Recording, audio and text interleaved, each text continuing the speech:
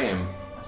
Graham is great. He brings a lot of positive energy to the set, and he's always on time, and he's very enthusiastic, and he gets into his character in the second he gets onto the set. Right, let's have quiet on the set, please. The loud man coat is coming in. And he's very easy to work with. He kind of directs himself for the most part, and he gives a lot of valuable input into his characters and the scene, and it's good. We are filming when Schnerbert Butts rallies the townspeople to go and march on the park. It's supposed to be a small town of about 30 or 40 people, which became a town of 2. 2, 3. 1, 2, 3. There you go. Yeah.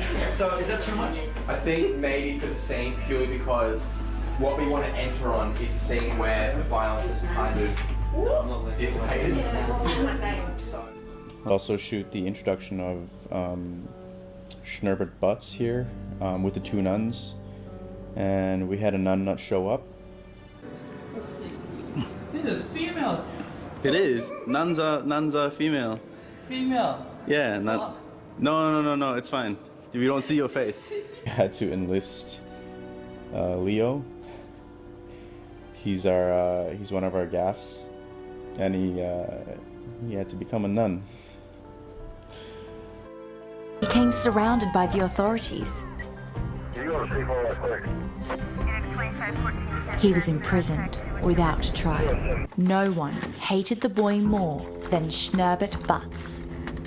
Excuse me, Mr. Butt. Yes, Doris, what is it?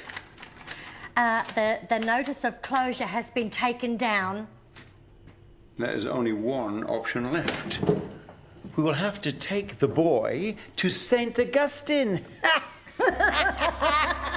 St. Augustine's is where all stray children went.